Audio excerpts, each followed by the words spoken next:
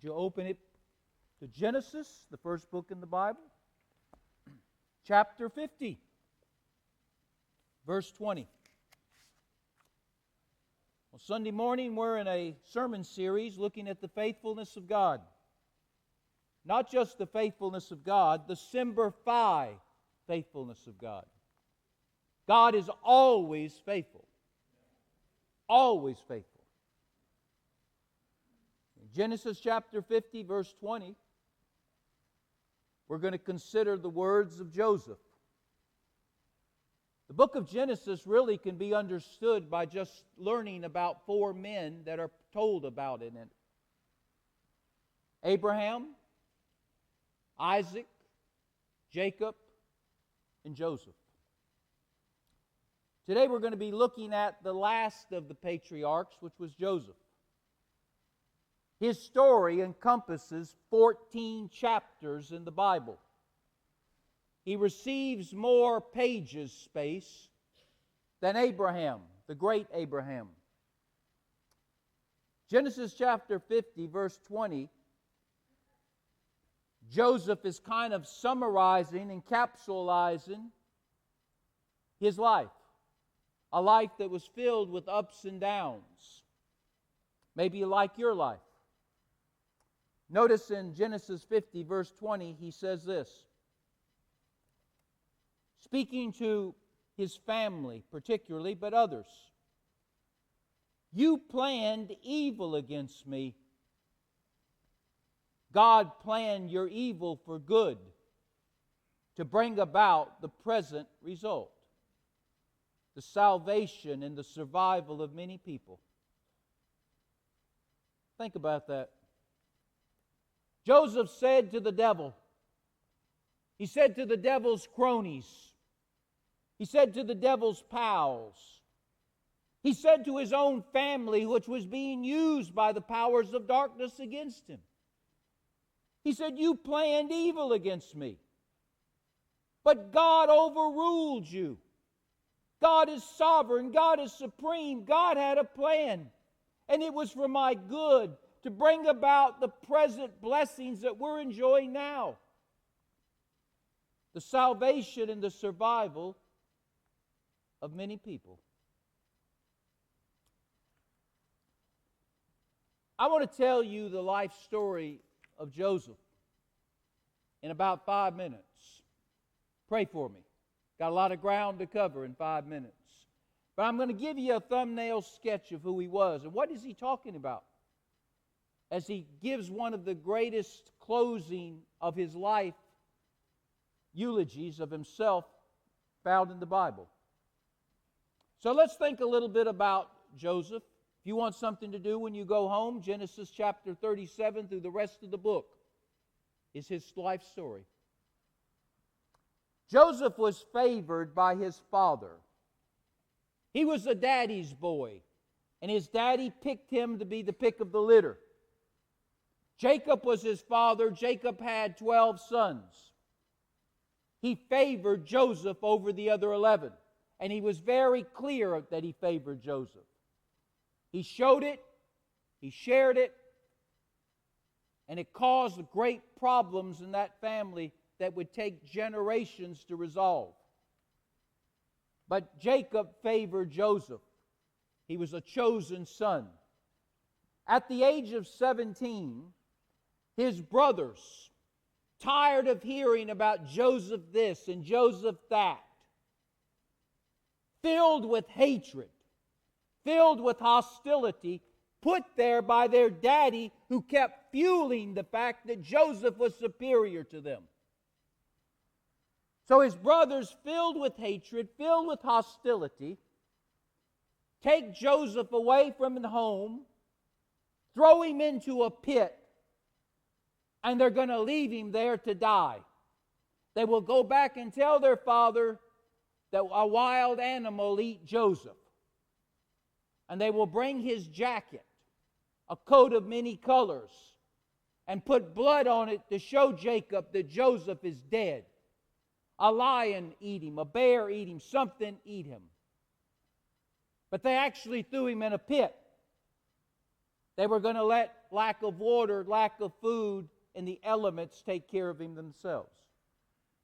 As Joseph is in a hole waiting to die, some slave traders come by. They see him in the pit. They take him out of the pit. You say, that was nice of them. They're going to let him go. No, they took him out of the pit because they're slave traders on the way to Egypt. And he will bring a good price as a slave. So Joseph now finds himself in Egypt. While in Egypt, he is given the job of working in one of the administrators' homes. Well, this administrator had a wife who was full of adultery. She loved to have adulterous affairs on her husband. She tries to have one on Joseph. He refuses it. So she falsely accuses him of raping her. He goes before the kangaroo court system of that day. He's found guilty, and he's put in prison for the rest of his life. No parole. The rest of his life, he is going to stay in an Egyptian hole, an Egyptian prison, for a crime he did not do, accused by an administrator's wife who nobody would dare question her truthfulness. While in prison, Joseph correctly tells the meaning of some dreams. Pharaoh hears about his ability to interpret dreams correctly. He calls for Joseph to come to the Egyptian palace. Joseph once again interprets some dreams for Pharaoh. Pharaoh gives him a pardon and invites Joseph to be part of his administration. Joseph goes from a prisoner to be a politician. But that's not all. He's so good at what he does is Pharaoh promotes him to vice Pharaoh. So he goes from a prisoner to a politician to being the number 2 man in all of Egypt. He's the vice Pharaoh, equivalent to the vice president of the United States. A famine comes into the land. Across the land, there's a shortage of food. And a family comes to Egypt looking for financial help, food help, a place to stay, a chance to survive the famine.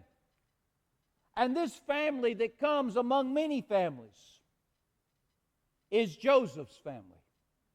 He's not seen his father in years, but his father thinks he's dead. He's not seen his hateful, hostile brothers in years.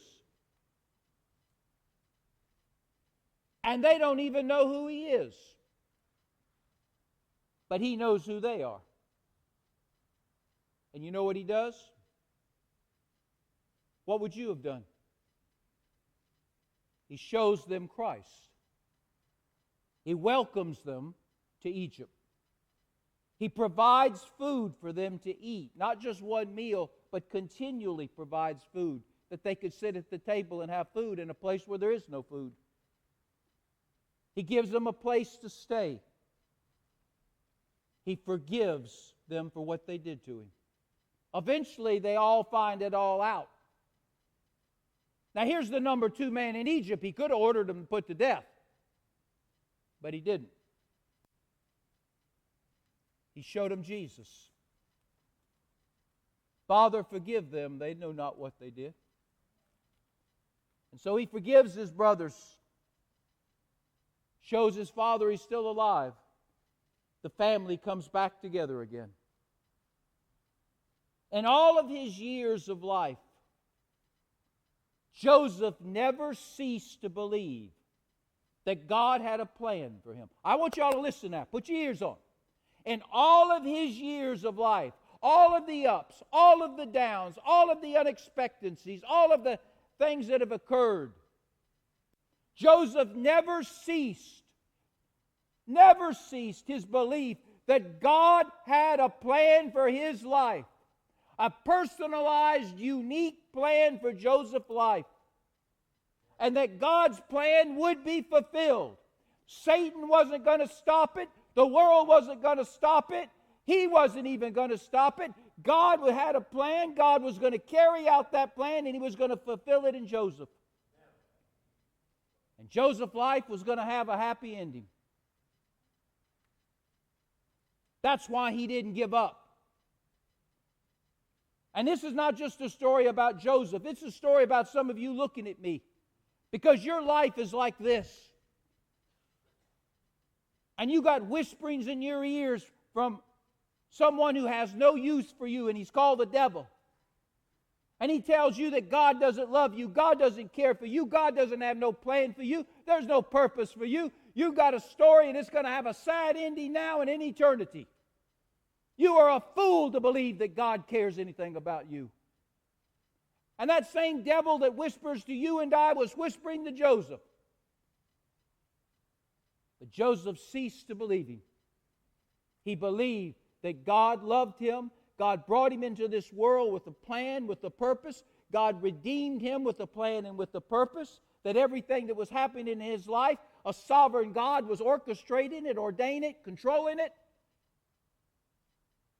And his life was going to end on a high spot, a happy ending. Do you believe that? Joseph believed that God was in control. And God has always been in control.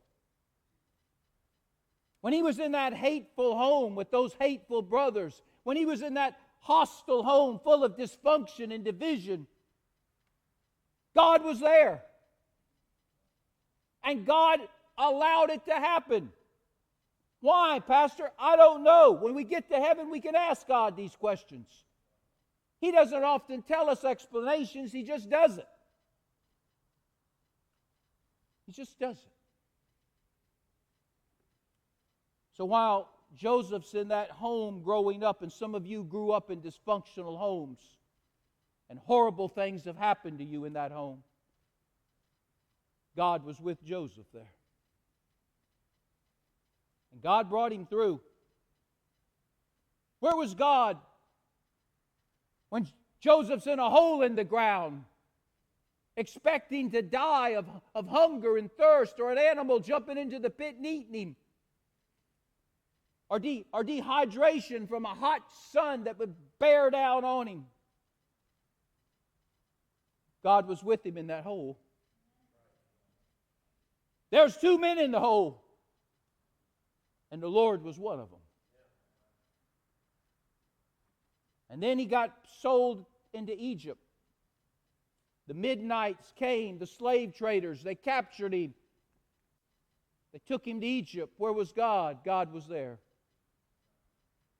He's falsely accused of rape in a kangaroo court. God was there. He was in a jail cell for a crime he never committed. God was there. When Pharaoh needed somebody to interpret dreams, who put the word in Pharaoh's mind to call for Joseph?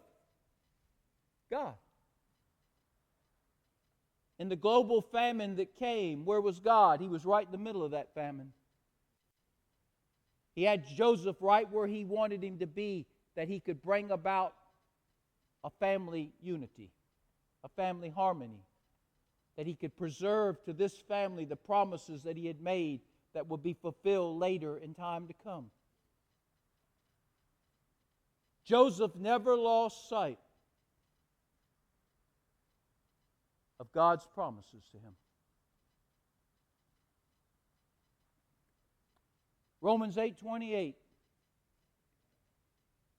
This is your verse. This was Joseph's verse. This is our verse. All things. Let me ask you a question. What is all? All is 100%. Not 90%, not 95%, not 99.9%, not ivory soap numbers. 100%. 100%. All things work together for the good. For those who love the Lord, for those who are called according to His plan. God is sovereign. God is supreme. God is a God of plans. God is a God of purpose. Not just for the world, but for you. Not just for the church, but for you. not just for your home, but for you. God knows us as individuals. And He has a plan, He has a purpose for us. Whether it appears to be up at one moment, down in the moment, God's with us. He's controlling everything to bring about the fulfillment of His plan for your life and the purposes that will lead to it. What a wonderful place it will be in our lives when we can trust that God's working, even though we can't see it, we don't understand it, we have no explanation for it. We just trust God.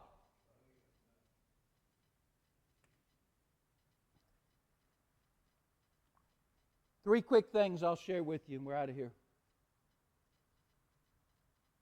Now, I remember when I'm talking about Joseph, put your finger on who else I'm pointing about. Hold your finger up. Who you think else I'm speaking to? And you're speaking to you. This is not just a story about Joseph, it's a story about you. Because some of you have come out of some places that were very dysfunctional, filled with hatred and hostility. Some of you know what it's like to be in the hole, in the pit of life. Some of you know what it's like to be under somebody's thumb who abuses you.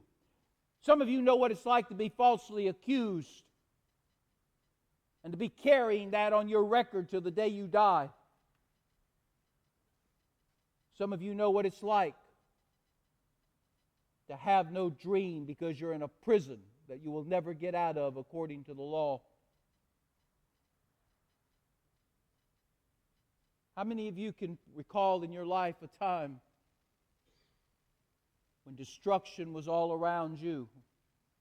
You had a famine, but it wasn't a famine, it was something else. But it threatened you. See, this is a story about you and me. And I'm here to tell you God is speaking to some of you, and I hope you're listening. Three things real quick. Joseph did not know God's plan nor his future. He lived life one day at a time. You see, we want to know, don't we?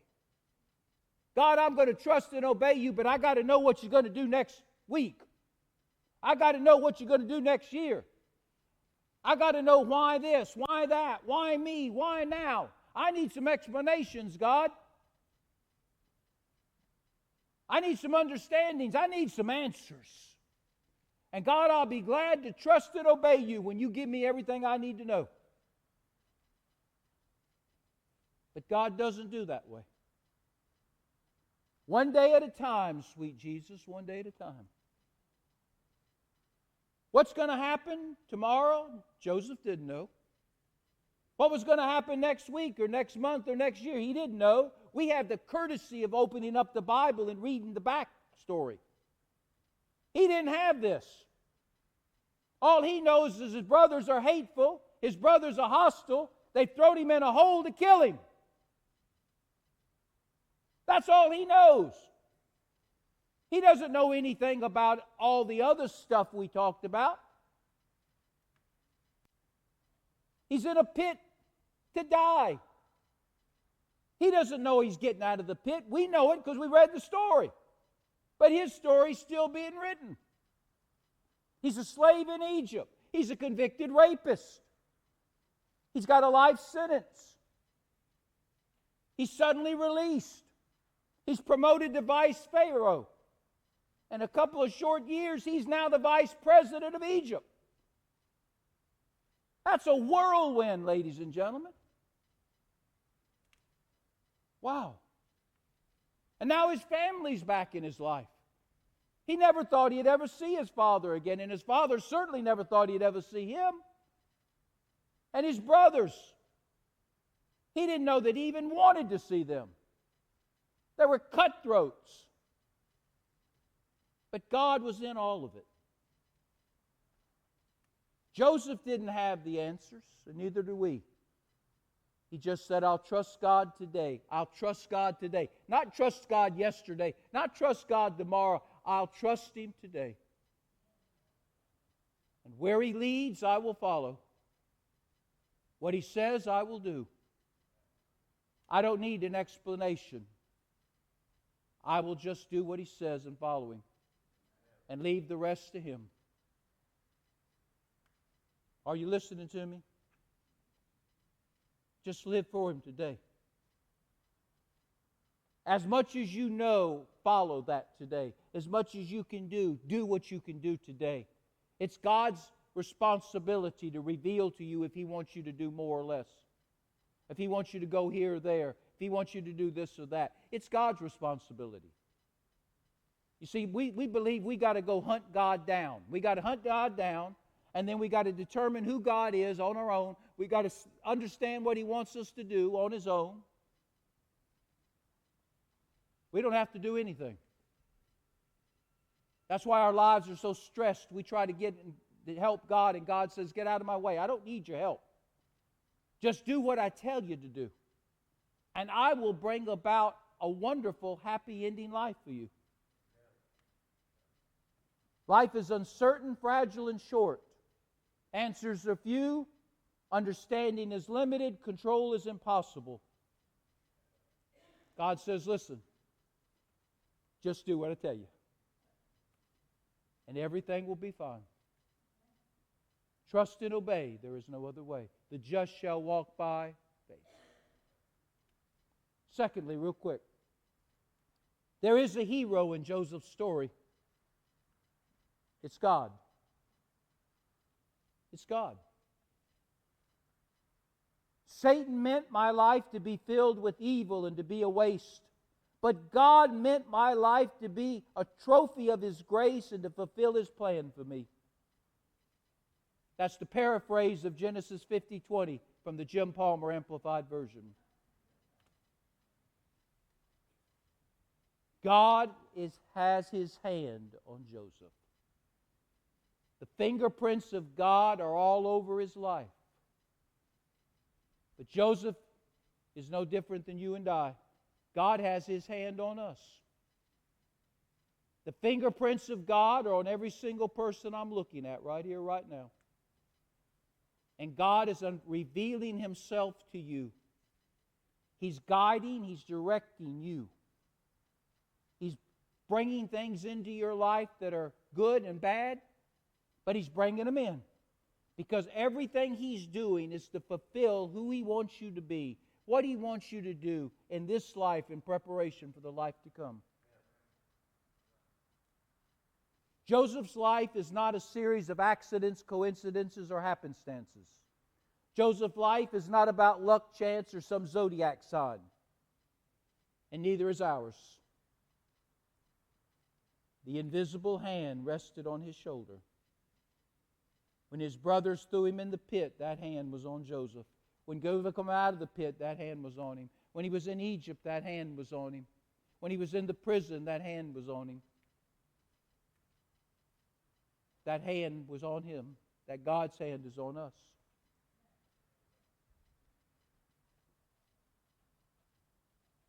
Let me ask you a question. I've asked this one before, so you all probably know the answer. Do you think that Joseph's God was pretty big? I mean, look what his God did. His God protected him from death. That's a pretty big God to do that, wouldn't you think? Guarded him from false charges and a lifetime in prison. His God got him promoted to be the vice Pharaoh of Egypt. His God reconciled him to his family, changed their mind and heart toward him, changed Joseph's mind and heart toward them. His God foiled Satan's schemes. His God made the life of Joseph a foreshadow of Jesus to come.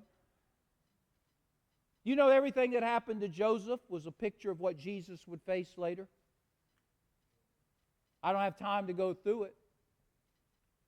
What a God! He did all of that. God is a big God. Say that. God is a big God. Say it. God is a big God. Too many of us have a midget God. a little people God. We don't believe our God is able. And because of that unbelief, God doesn't choose to show us that He's able. You have not because you believe not. You have not because you ask not. Only believe. And God will show you how big He is and fulfilling the plan He has for your life and bringing about the purpose to fulfill that plan for your life. Joseph didn't understand all of this. All he knew is, I trust God, I believe God, whatever God says, I'm going to do.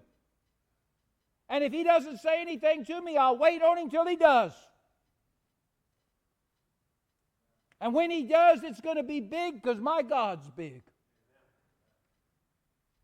My God is big.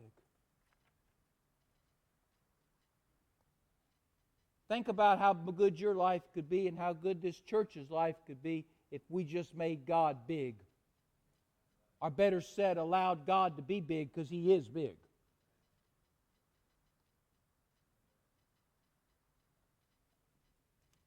We don't have many eagles come to our pond, but probably in the 32 years I've been there, we've had 4 or 5 visitations of bald eagles.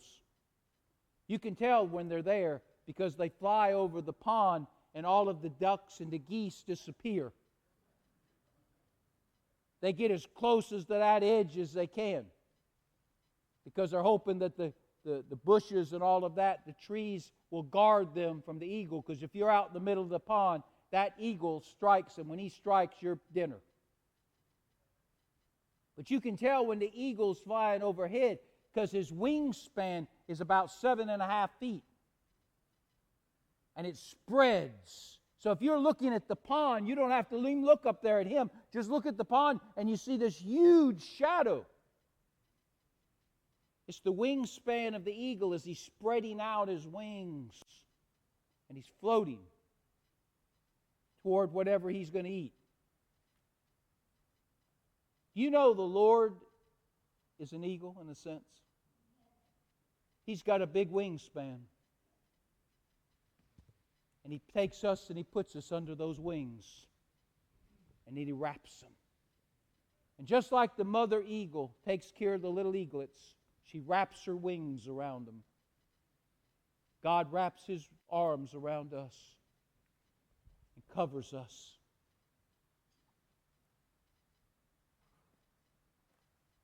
One thing real quick, and we're done. Joseph didn't know his future. He didn't know a whole lot about the present. He just trusted God and obeyed God. God worked it all out. Joseph's God was a big God. I hope ours is. And then lastly, Joseph was used by God despite his dysfunctional life. Some of you have a woe is me problem because all you'd ever do is look back all the time. You can't never be used by God if you're a yesterday person. You got to be a today person. Your past is your past. Come out of your past. Learn from it, but don't live in it. Get your eyes on the moment.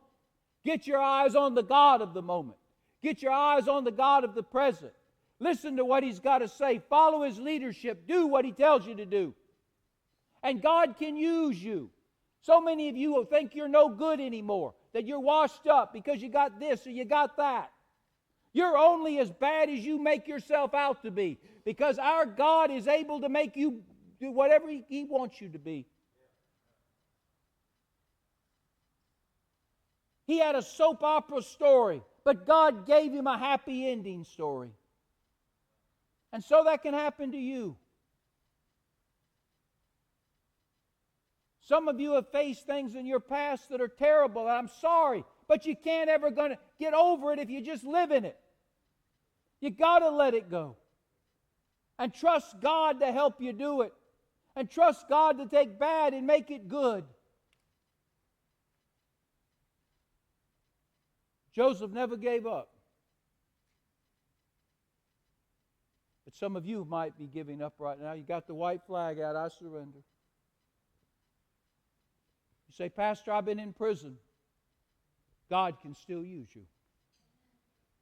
Pastor, I got a divorce. I got 2 to 3 divorces. God can still use you. Pastor, I don't have much education. God can still use you. Pastor, I'm in so much debt I don't know I'll ever get. God can still use you. You get the message? God can still use you. You don't need to know the plan, just know the man of the plan. He'll take care of you. He's big enough with those wings to take care of you and I. And to take something bad that we've made bad, somebody else has made bad, and He's going to make it good. Let us pray.